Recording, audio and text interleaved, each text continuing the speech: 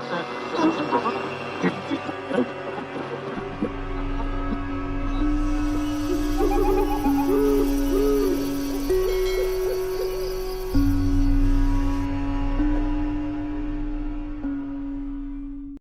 sekitar 4 tahun lalu ada kasus pembunuhan gitu, Nat. Lebih tepatnya di daerah Kalimantan Timur. Ada satu cowok yang bener-bener dia ini dikenal banget kalau misalnya di lingkungannya itu cowok baik-baik, bener-bener gak neko-neko, tapi emang gayanya tuh kayak rada bad boy gitu. Tapi orang tahu kalau misalnya dia anak baik-baik lah. Sebut aja nama cowok ini Ali dan umur tuh sekitar 25 tahun. Nah, ada satu waktu dia kenalan sama satu cewek.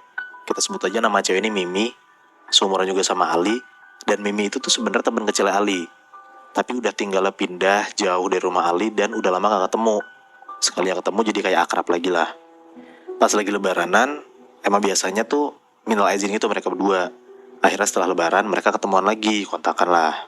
Abis lebaran mereka kontakan dan udah sering jalan. Terus lama-lama mungkin kayak Mimi ngerasa nyaman sama Ali. Nyaman tapi as a friend aja ya, gak gimana-gimana. Jadi Mimi tuh semakin kayak anggap si Ali ini bestinya dia lah.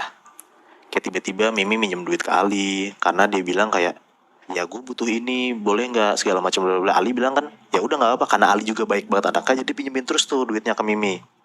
Terus one day Mimi tuh minjem duit lagi, katanya mau urusan keluarga, jadi Ali kasih. Tapi belum diganti-ganti, Moy? Belum, yang pertama belum diganti, Nat. Tiba-tiba ada temannya Ali kayak ngasih tahu foto gitu, kayak, Li, ini Mimi bukan sih? Ternyata di foto itu Mimi tuh lagi jalan sama cowok, pergokin sama temennya si Ali ini. Nah, Ali sakit hati lah, karena dia mikir kayak, gue tuh udah nganggep Mimi tuh lebih dari temen. Kenapa tiba-tiba Miminya malah sama cowok lain? Oh, Ali baper berarti? Iya, Ali baper, Nat, bener. sedangkan si Miminya enggak ya? Iya, cuma nganggap sebagai teman aja kan, teman lama dari kecil juga kan. Oke, terus? Ali sakit hati, sekali dua kali, Ali tuh masih nggak biasa aja lah, kayak dia batin sendiri. Lama-lama ada satu waktu, Mimi tuh pinjem mobil ke Ali. Dan ternyata pas dipinjemin sama Ali, besokannya ketahuan kalau misalnya Mimi minjem mobil ke Ali buat jalan sama cowok. Oh. Singkat cerita, Ali tuh dendam banget lah sama Mimi. Dia sakit hati banget, dia tuh gak bisa mikir jernih, dan dia tuh langsung berubah 180 derajat. Yang tadinya baik banget ke orang-orang, jadi murung, jadi gak mau keluar kamar, gak mau ngobrol sama sekali. Intinya kayak, Ali tuh sakit hati banget lah sama tingkah lakunya Mimi ini. Satu malam, saking Ali udah keselnya banget sama Mimi, tiba-tiba Ali datang ke rumah Mimi. Pas dilihat ternyata Mimi lagi sendirian di rumah, gak ada orang sama sekali. Diajak jalan lah sama si Ali ini. Mimi mau tuh diajak jalan. Terus pas banget mereka lagi jalan berdua, diajaklah ke kayak pinggir jalan dekat sungai gitu. Nongkrong lah di sana. Pas mereka lagi ngobrol, tiba-tiba Ali bilang ke Mimi kayak, nih sebentar ya, aku mau ngambil jaket dulu di mobil. Terus ternyata Ali tuh gak ngambil jaket doang, tapi dia ngambil senjata tajam, Nat, kayak ngambil pisau gitu. Waduh. Setelah dari mobil, balik ke tempat duduk yang sebelah sungai itu, si Ali tuh ngomong, Mi makasih ya, kamu udah bikin aku kayak gini. Habis ngomong kayak gitu, Mimi bingung lah kayak, ini kenapa si Ali? Nengoklah Mimi ke Ali. Pas dia nengok, tiba-tiba Ali tuh langsung sekap Mimi gitu loh. Nyangkap Mimi pakai jaket, diikat gitu, akhirnya ditusuk langsung sama si Ali. Meninggal lah si Mimi di tempat. Habis ngelakuin itu tuh Ali gemeteran banget, tapi ya dia takut kalau misalnya orang-orang tahu. Akhirnya mayat si Mimi dibuang lah ke sungai barengan sama jaket dan pisaunya itu yang pakai buat ngebunuh si Mimi ini. Setelah kejadian itu, besokannya orang-orang pada bingung, nanyalah Mimi kemana. Orang-orang tahu terakhir tuh Mimi pergi sama Ali. Ditanyalah sama orang-orang kali kayak, Li, Mimi kemana? Kamu bukannya sering bareng sama dia? Kamu nggak tahu Mimi kemana? Ali tuh masih diem aja, dia bilang nggak tahu apa-apa, dia nggak ngaku sama sekali. Dan Ali ngerasa kayak, ya udah biarin aja, emang Mimi pantas dapetin itu.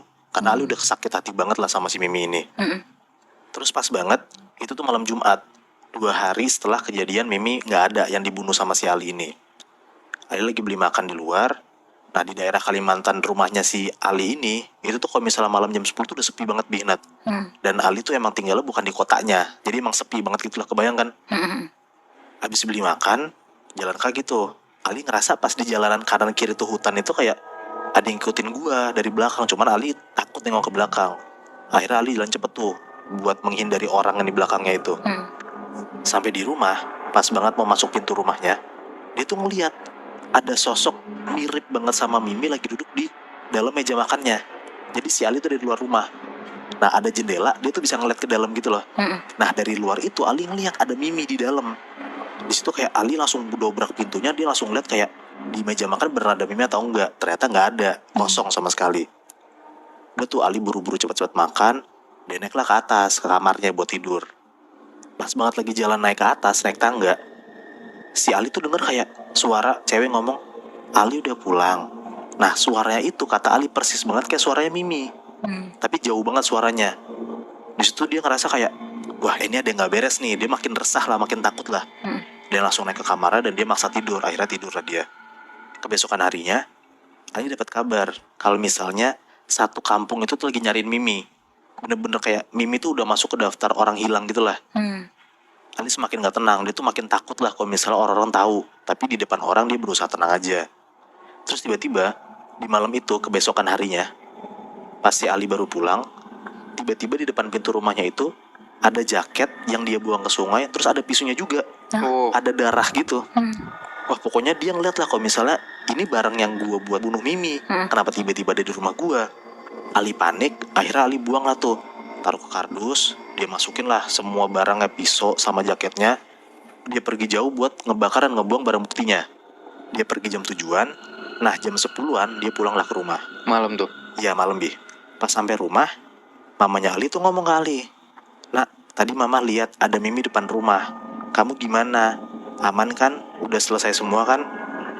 Nah di situ tuh Ali tuh diem doang Bi. Nat, dia ketakutan dan dia tuh makin ngerasa kalau misalnya gue keganggu banget nih.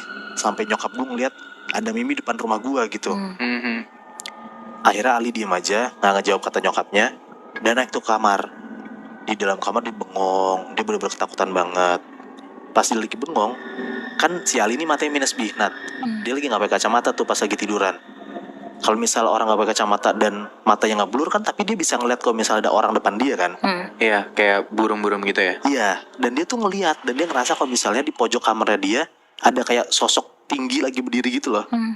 Dia ngeliat kayak ini ada apaan, tapi gue nggak bisa ngeliat jelas. Akhirnya Ali bangun, dia pakai kacamatanya tuh. Pas dia ngeliat ternyata nggak ada siapa-siapa. Dia mikir kayak ya udah gue salah lihat aja mungkin.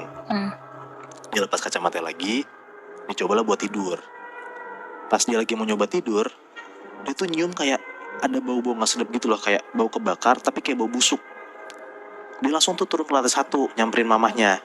Dia nanya lah ke mamanya kayak, "Mama nyium bau nggak?" Nyokapnya bilang kayak, "Mama nggak nyium apa-apa sama sekali." Nah pas dia turun, dia tuh nyium kayak baunya tuh yang berasal dari lantai 1. Kan kamarnya lantai 2 kan.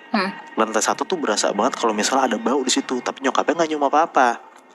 Pas Ali balik lagi ke kamar, masih di lantai 1, dia nyium kayaknya bau itu tuh berasal dari taman belakang rumahnya Ali.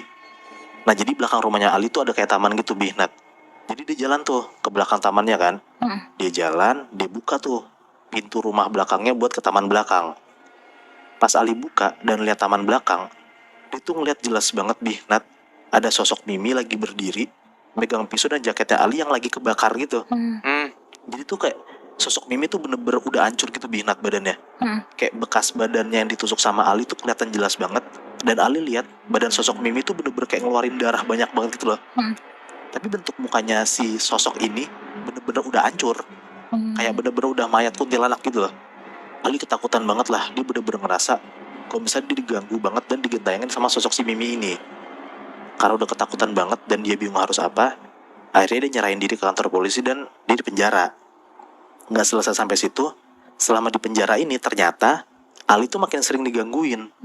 Jadi kayak setiap di kamar mandi malam-malam, dia ngeliat ada sosok cewek lagi ngintipin dia dari balik bilik. Dan dia yakin itu tuh Mimi. Terus pas lagi tidur, satu sel nih mereka berlima gitu Bi, Nat. Pas lagi kebangun jam 3 pagi, dia tuh ngeliat selalu ada cewek kuntilanak gitu lagi berdiri depan selnya si Ali. Jadi kayak bener-bener dia ngeliat ada sosok cewek depannya, tapi orang-orang 4 teman selnya ini nggak ngeliat sama sekali. Dan saking udah stresnya, dia tuh bener-bener udah kayak orang gila banget lah. Orang-orang tuh mandang dia gila, halu karena ketakutan sendiri. Setiap si Ali bilang ada sosok, teman-temannya, orang-orang penjara tuh ngeliat kayak nggak ada apa-apa. Di penjara pun jadinya si Ali tuh dicap kalau misalnya dia orang gila. Iya.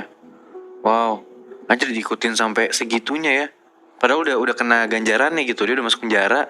Tapi tetep tuh si sosok yang dibunuh ini ngedatengin dia terus. Iya, gue juga mikir ya karena mungkin dendamnya si sosok Mimi ini belum bisa terbalaskan gitu loh Bi, ke Ali. Makanya digangguin sampai sebegitunya kan. Walaupun kurang ajar ya, minta duit terus gitu kan. Moy, Hmm. tapi gue salfok deh. Tadi kan mamanya Ali tuh ngomong kali, kalau misalkan dia tuh ngelihat Mimi kan. Mm-mm. Tapi kok dia biasa aja ya, Moy? Padahal satu warga tuh lagi nyari si Mimi ini. Oh, yang dia ngomong kayak, gimana nak, aman kan? Udah selesai belum? Yang itu ya? Iya bener, Bi. Apa jangan-jangan ibunya Ali tuh dalang dibalik pembunuhan itu ya?